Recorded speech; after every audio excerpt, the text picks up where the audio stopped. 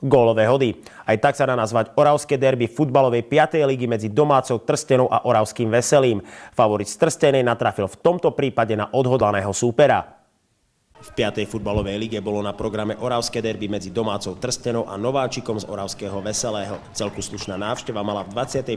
minúte možnosť hliadnuť výborný slalom od polovice ihriska v podaní hosťujúceho Roberta Hrušku, kedy trstenskú obranu a Suroviaka v bráne postavil do role štatistov. Trstenu však úvodný gól príliš nezaskočil. Skúsený Pavol Bača v 35. minúte vyrovnáva peknou hlavičkou pod brvno. Za pár minút našiel Vladimír Pánik opätovne Pavla Baču a ten z 10 metrov prestreluje všetko, čo mu stálo v ceste. V 50. minúte zvyšuje hlavou na 3-1 Vladimír Pánik. Hosťom sa však 5 minút na to podarilo vsietiť kontaktný gól prostredníctvom Michala Kumora. Oravské Veselé evidentne ožilo. Pribrzdila ich však premenená penálta Vladimíra Pánika zo 70.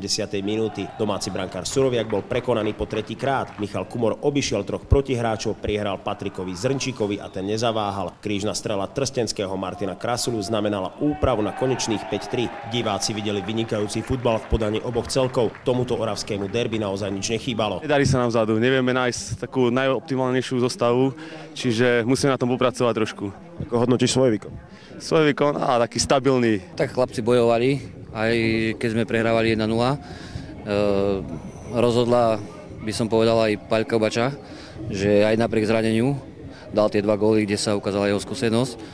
No a chlapci išli na doraz, makali, nevzdali sa, aj keď znížil super na 3-2.